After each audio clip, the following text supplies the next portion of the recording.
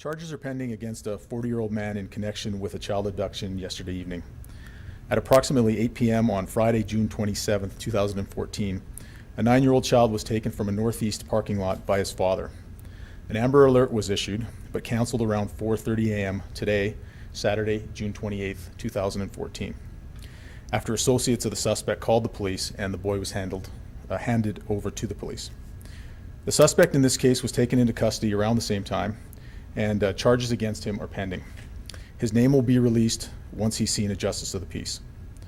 The charges include 2 counts of uttering threats and 3 counts of breaching conditions. The investigation into the child abduction continues and further charges are expected. The Calgary Police Service would like to thank the media and the public for their assistance in this matter. What can you say about what led to his arrest? The police were contacted by associates of this male who gave us information about where the child was located, and then ultimately turned the child over to us.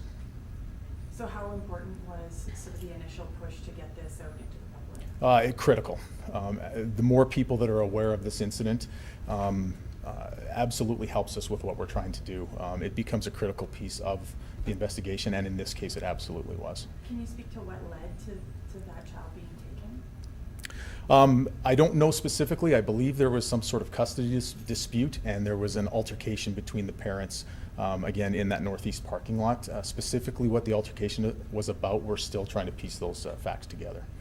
Was the person in custody, was he aware that the friends had taken this child and that he was being turned in? Was he with them at the time? I'm not too sure if he was aware of it or not. I don't know what his condition was at that point in time. My understanding is the father was arrested nearby to where the child was located. Charges pending against anybody else in this one? No, we don't anticipate any other charges. So just a question about the technicality question. I understood that there was no car attached to the Amber Alert because he was not believed to be in a vehicle, is that right? That's true, yeah. So I thought for there to be an Amber Alert, there had to be a vehicle attached to the incident. Not necessarily. Of course, for incidents where a person doesn't own a vehicle, they can still be very mobile. So in this instance, based on the threat assessment that we did when the call first was initiated, we believed it met the criteria of an Amber Alert, and it's the right thing to do to initiate that system when we're dealing with a 9-month-old child, for sure. How does somebody on foot get away with a baby? Well, there can be many different ways. Public transport, taxis, rides from friends, anything like that. In this case, we believe the male left the scene of the initial altercation in a taxi. Has he been cooperative since the arrest? I'm not exactly sure what his mental state is with the investigators at this point in time. I haven't been briefed on that. Does he have a history with police? He does have a history with police, yes. Have you got in touch with the mother at all? Pardon me? Have you got in touch with the mother at all? Yes, we had the mother with us at our investigative building the entire time, and we've been in constant contact with her, yeah. So what was her reaction to getting her child back? I don't know specifically. I didn't see it, but I would certainly imagine that it was very grateful and happy to have her child back, and especially unharmed and in good condition. Must have been some tense moments for you guys. Absolutely. Any sort of abduction is a real high-risk call, or can be a real high-risk call. And of course, whenever we deal with Amber Alerts and children involved in parental incidents, of course, they can be very highly emotionally charged, and we certainly take them very, very seriously, and we don't relax at all until the child is safely back where they belong. So it was very tense for us. How many people have you guys interviewed as witnesses in this? I don't have that specific number right now. And you still can't confirm the name of the person that's been arrested? Not until they've been formally charged and seen a justice of the peace, and then that information will be available. So it is the boy's father? Yes, it is the boy's father, yeah. The child's not in social services care? Pardon me? The child's been returned to the mother? I believe the child is with the mother, yes. Yeah.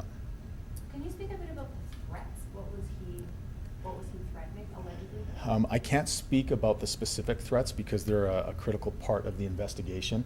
All I can say is there was a conversation at the time of the altercation that caused us concern that the child may be in danger. But I can't speak specific to them right now. Can you confirm, maybe just for me possibly, but specific details of exactly how and where the child was obtained and handed over to police? The child was obtained in the Riverbend area, and I believe it was just outside of the McDonald's at the shopping complex there. I don't have the exact address, but that's where the child was exchanged from this associate of the father to the police. And he was arrested a short distance away? He was arrested in that area, a short distance away. At a home? At a residence, yeah. So he, sorry. Sorry, baby was found the first? suspect was arrested a short distance away From from the where baby. the baby was turned over to the police. The baby was turned over to the police first, and then the male subsequently arrested a short distance away shortly thereafter. Who turned the baby over? An associate of the suspect, the father. So the baby was never left alone? As far as I know, Wasn't no. found, like, Yeah. in a car? No, was not found alone, was handed over, yeah. And did the associates give you the information that led you to the suspect? Yes. So they told you where he was? Yeah, the associates were very cooperative with us, yeah. Thank you. You're welcome. Thank you. Thanks. Can you talk about the nature of the conditions that were breached? My understanding is, I don't know them specifically, but my understanding is there were some, I believe they were curfew conditions, or I can't say what they are specifically, but they were court-ordered conditions, but I'm not exactly sure what they are, so I shouldn't either confirm or deny them, but there were court-ordered conditions that he breached. He did not have custody of the child. Pardon me? He did not have custody of this child. In terms of the actual custody agreement that's in place, I'm not aware of specifically what it says. I know there is a custody dispute, but I can't speak to specifically what those conditions are and who has what custody and that type of thing. So, but that's certainly part of the investigation that our investigators are looking into. And in terms of his history with police, are you able to say if any of that is related to his child? I can't speak to that right now, no.